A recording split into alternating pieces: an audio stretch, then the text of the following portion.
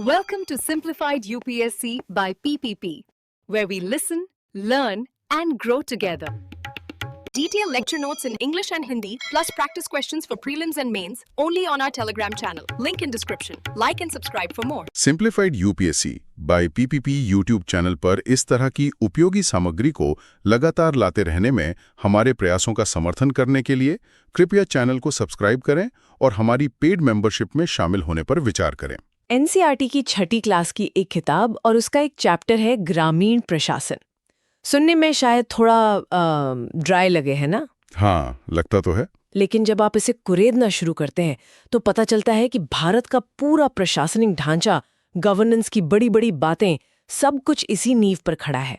बिल्कुल सही कहा।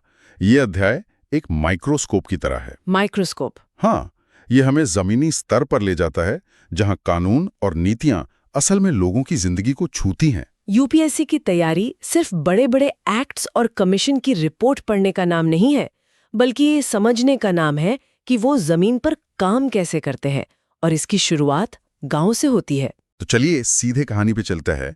मोहन एक छोटा किसान है और रघु, जिसके पास उससे ज्यादा जमीन है और परिवार भी गांव में काफी रसूख वाला है। एक सुबह मोहन अपने खेत पर जाकर देखता है कि रघु ने दोनों खेतों के बीच की मेड़, मतलब जो बाउंड्री होती है, हाँ, मेड़, उसे खिसकाकर अपने खेत का साइज बढ़ा लिया है। अब मोहन थोड़ा डरा हुआ है, लेकिन उसे गुस्सा भी है। ऐसी हालत में उसके दिमाग में सबसे पहली चीज क्या आएगी? वो कहाँ जाएगा? आमतौर पे पहला ख्याल पुलिस का ही आता है, और यहीं से प्रशासन का पहला पहिया घूमना शुरू होता है। देखिए, हर पुलिस थाने का एक तय इलाका होता है, कार्यक्षेत्र। अच्छा। उस इलाके में होने वाली कोई भी घटना, चोरी हो, दुर्घटना हो, या फिर मोहन और रघु जैसी मारपीट की नौबत, उसकी रिपोर्ट उसी थाने में लिखवाई जाती है। ठीक है, तो मोहन हिम्मत करके थाने पहुंच गया। लेकिन हम सब जानते हैं कि असल जिंदगी में ये इतना आसान नहीं होता। क्या स्टेशन हाउस ऑफिसर यानी एसएचओ सीधे सीधे एक छोटे किसान की बात सुन लेगा? मुश्किल है, खासकर जब मामला गांव के एक बड़े और प्रभावशाली आदमी से जुड़ा हो। किताब में भी ऐसा ही कुछ होता है। एसएचओ पहले तो उसकी बात को टालने की कोशिश करता है। और यहीं पर गवर्नेंस की असली परीक्षा होती है। कागज पर प्रक्रिया बहुत सीधी है। आप थाने जाएं, अपनी शिकायत दें, और पुलिस की ड्यूटी है कि वो एफआईआर यानी प्रथम सूचना रिपोर्ट दर्ज करें। यह कानून के शासन या रूल ऑफ लॉ का आधार है कि कानून सबके लिए बराबर है। बिल्कुल, लेकिन असलियत में न्याय तक पहुंच यानी एक्सेस टू जस्टिस एक बहुत बड़ी चुनौती है। एसएचओ का हिचकिचाना, मोहन का डर, ये सब सिस्टम की जमीनी हकीकत को दिखाते हैं। एक यूपीएससी एस्पिरेंट को सिर्फ प्रक्रिया नहीं, बल्कि इन चुनौतियों को भी समझना होगा। तो इसका मतलब ये हुआ कि सिर्फ कानून होना काफी नहीं है, उसे लागू करवाने की इच्छा शक्ति और आम आदमी की उस तक पहुंच भी उतनी ही जरूरी है। अच्छा, मान लीजिए एसएचओ ने शिकायत लिख ली, लेकिन अब अगला सवाल उठता है। पुलिस मारपीट के मामले तो देख सकती है, पर जमीन किसकी कितनी है ये वो कैसे तय करेंगे? बेहतरीन सवाल। उनके पास तो कोई लैंड रिकॉर्ड नहीं होता। नहीं होता। और यही कहानी का दूसरा और सबसे महत्वपूर्ण किरदार आता है, पटवारी। पटवारी? हाँ, पुलिस व्यवस्था कानून और व्यवस्था के लिए है, लेकिन ग्रामीण भारत में जमीन का सारा लेखा जोखा पटवारी के पास होता है। अलग अलग राज्यों में इसे लेखपाल, कानूनगो या ग्राम अधिकारी भी कहते हैं, पर काम एक ही है। तो ये पटवारी करता क्या क्या है? क्या सिर्फ एक रजिस्टर मेंटेन करता है? नहीं, ये सिर्फ रिकॉर्ड रखना नहीं है। असल में पटवारी ही वो व्यक्ति है जो सरकार की नीतियों को जमीन के एक टुकड़े से जोड़ता है। अच्छा, वो कैसे? उसके पास गांव का एक नक्शा होता है और एक रजिस्टर, जिसे खसरा कहते हैं। इसमें हर खेत की पूरी जानकारी होती है। नक्शे पर वो कहाँ है, मालिक कौन है, एरिया कितना है, और इस साल कौन सी फसल लगी है। अरे वाह! किसान क्रेडिट कार्ड से लेकर फसल बीमा तक या सूखे में मिलने वाला मुआवजा, हर योजना की शुरुआत इसी के रजिस्टर से होती है। बिना इसके सरकार गांव के लिए अंधी है। मतलब पटवारी का काम सिर्फ मोहन रघु का झगड़ा सुलझाना नहीं, बल्कि वो पूरी ग्रामीण अर्थव्यवस्था की एक अहम कड़ी है। लेकिन ये तो बहुत बड़ी जिम्मेदारी हो गई, और ये सारे रिकॉर्ड तो शायद कागज पर ही होते होंगे। हाँ, पारंपरिक रूप से तो होते आए हैं। तो इसमें गलतियों या फिर जानबूझकर हेरफेर की गुंजाइश नहीं होती? रघु जैसा प्रभावशाली आदमी तो पटवारी पर दबाव डाल सकता है। बिल्कुल हो सकती है, और यही इस सिस्टम की एक कमजोरी रही है। इसीलिए पटवारी का एक और जरूरी काम है इन रिकॉर्ड्स को लगातार अपडेट करते रहना। अपडेट करना मतलब मान लीजिए किसी किसान ने खेत में कुआं खुदवा लिया या जमीन का बंटवारा हो गया, हर बदलाव को रिकॉर्ड में दर्ज करना पटवारी की जिम्मेदारी है। मोहन के मामले में पटवारी अपने नक्शे और खसरे से जमीन को नापेगा और दूध का दूध पानी का पानी हो जाएगा। ठीक है, लेकिन अगर मान लीजिए जैसा मैंने कहा कि पटवारी रघु के प्रभाव में आ गया, तब मोहन क्या करेगा? क्या उसकी सुनवाई के लिए कोई और दरवाजा है? यहीं शायद प्रशासन के अगले लेवल की भूमिका आती होगी। आपने बिल्कुल सही नब्ज पकड़ी है। सिस्टम में हमेशा चेक और बैलेंस होते हैं।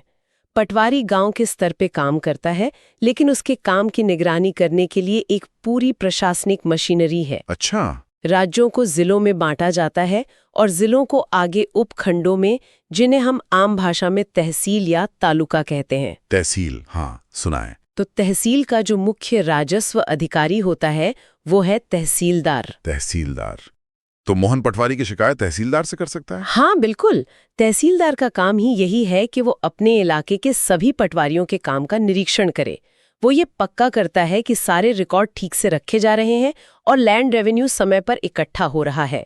अगर जमीन को लेकर कोई विवाद है तो उसकी सुनवाई तहसीलदार करता है। और ये जो जाति प्रमाण पत्र वगैरह बनते हैं, वो भी तहसीलदार के ऑफिस से ही बनते हैं। तो ये एक पिरामिड जैसा हो गया। सबसे नीचे पटवारी, उसके ऊपर तहसीलदार, तो फिर इस पिरामिड के टॉप पर कौन है? इस पिरामिड की टॉप पर जिला स्तर पर डिस्ट्रिक्ट कलेक्टर या जिलाधिकारी होते हैं। वो पूरे जिले में भूमि संबंधी मामलों और राजस्व के प्रमुख होते हैं। तो मोहन के पास एक पूरी चेन है। यही पदानुक्रम सुनिश्चित करता है कि किसी एक स्तर पर गलती या पक्षपात होने पर उसे ऊपर सुधारा जा सके। ये पूरा ढांचा अब जाके साफ हुआ। लेकिन ये अध्याय सिर्फ प्रक्रिया के बारे में नहीं है। ये एक बहुत बड़े सामाजिक बदलाव की भी बात करता है, जहां कानून सीधे सीधे पटवारी के रजिस्टर में दर्ज जानकारी को बदल देता है। मैं बात कर रहा हूं उस हिस्से की जहां एक बेटी अपने पिता की संपत्ति में हिस्से की बात करती है। हाँ, और ये इस अध्याय का शायद सबसे प्रगतिशील हिस्सा है।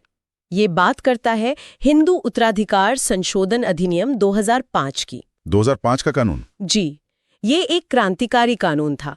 इसके आने से पहले परंपरा यही थी कि पिता की खेती की जमीन का वारिस सिर्फ बेटा होता था। बेटियों को कृषि भूमि में हिस्सा नहीं मिलता था। उन्हें दहेज देकर विदा कर दिया जाता था बस, और माना जाता था कि उनका हक पूरा हो गया। और इस 2005 की कानून ने क्या बदल दिया? इसने इस पूरी तस्वीर को बदल दिया। इस नए कानून के मुताबिक पिता की संपत्ति पर बेटे, बेटी और उनकी माँ तीनों का बराबर का हक है। बराबर का। और ये कानून पूरे देश में लागू है। वाओ। अब जरा इसके असर के बारे में सोचिए। ये सिर्फ जमीन का एक टुकड़ा नहीं है, ये एक महिला के लिए मोल भाव करने की शक्ति है, घर के फैसलों में उसकी आवाज है और सबसे बढ़कर एक सुरक्षा कवच है, एक आर्थिक आधार। बिल्कुल। इस एक कानून ने लाखों महिलाओं के लिए अदृश्य दीवारों को तोड़ा है। और इसका सीधा कनेक्शन हमारे पटवारी से है। मतलब कानून संसद में पास होता है, लेकिन उसे जमीन पर लागू करने की चाबी तो पटवारी के ही हाथ में है। एकदम सही।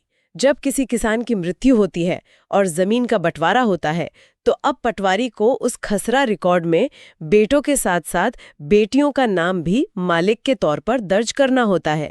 यहीं पर प्रशासन सामाजिक सुधार का एक जरिया बनता है। बेहतरीन। तो हमने पुलिस, पटवारी, तहसीलदार के काम को और एक क्रांतिकारी सामाजिक कानून को समझ लिया। अब आते हैं उस सवाल पर जिसका हर यूपीएससी एस्पिरेंट इंतजार कर रहा है।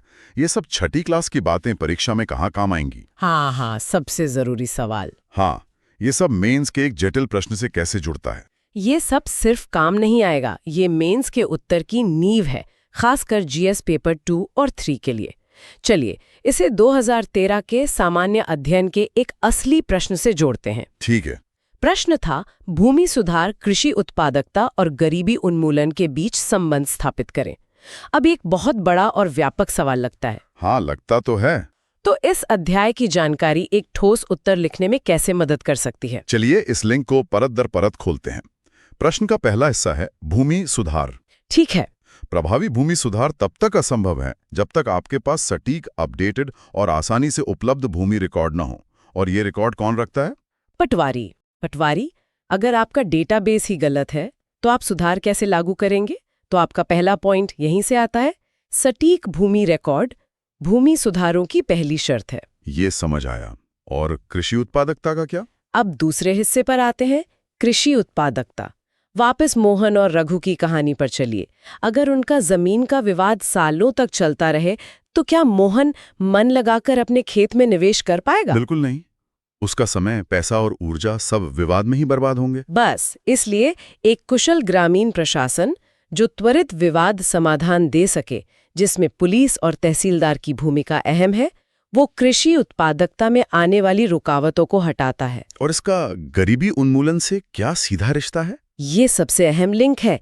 जब भूमि सुधारों से छोटे किसानों को जमीन पर सुरक्षा मिलती है, जब रिकॉर्ड्स की वजह से उन्हें आसानी से बैंक से लोन मिलता है, तो उनकी उत्पादकता बढ़ती है। उत्पादकता बढ़ती है तो आय बढ़ती है। और आय बढ़ने से वो सीधे गरीबी के दुष्चक्र से बाहर आते हैं। और तो और जो हमने हिंदू उत्तराधिकार अधिनियम की बात की, वो भी एक तरह का भूमि सुधारी है। जब आप आधी आबादी यानी महिलाओं का आर्थिक सशक्तिकरण करते हैं तो पूरे परिवार की आर्थिक स्थिरता बढ़ती है। ये गरीबी पर दोहरी मार है। तो मतलब इस अध्याय की जानकारी के बिना कोई भी उस प्रश्न का केवल सैद्धांतिक उत्तर लिख पाता, जमीनी हकीकत से जुड़ा व्यावहारिक उत्तर नहीं। बिल्कुल। आप सिर्फ ये नहीं लिखेंगे कि भूमि सुधार होने चाहिए, आप लिखेंगे कि पटवारी द्वारा बनाए गए डिजिटलाइज्ड और सटीक भूमि रिकॉर्ड के बिना प्रभावी भूमि सुधार संभव नहीं है। यही अंतर एक औसत उत्तर और एक टॉप स्कोरिंग उत्तर में होता है। वाकई। तो जो गांव के जीवन का एक साधारण अध्याय लग रहा था, वो असल में भारतीय शासन, कानून और सामाजिक परिवर्तन को समझने का एक पूरा खाका है। बिल्कुल। और अंत में श्रोताओं के लिए एक विचारणीय प्रश्न छोड़ते हैं। इस अध्याय में भूमि रिकॉर्ड के कंप्यूटरीकरण की बात की गई है। अब भविष्य के बारे में सोचिए। ब्लॉकचेन, सैटेलाइट इमेजरी और ड्रोन जैसी नई तकनीकें पटवारी की भूमिका को और ग्रामीण भारत में भूमि विवादों की प्रकृति को आने वाले दशकों में पूरी तरह से कैसे बदल सकती हैं? क्या हमें भविष्य में पटवारी की जरूरत भी पड़ेगी? शायद नहीं, या शायद एक बिल्कुल नए रूप में। ये वास्तव में सोचने के लिए एक दिलचस्प सवाल है। तकनीक शासन को कैसे और पारदर्शी और कुशल बना सकती है, यह यूपीएससी के लिए भी एक बहुत ही प्रासंगिक विषय है। इस तरह के और भी विस्तृत विश्लेषणों के निर्माण में हमारा समर्थन करने के लिए simplified UPSC by PPP YouTube channel को सब्सक्राइब करें और हमारी पेड मेंबरशिप से जुड़ने पर विचार करें। धन्यवाद। Thanks for watching. Follow us on Telegram and Instagram. Don't forget to like, share, and subscribe.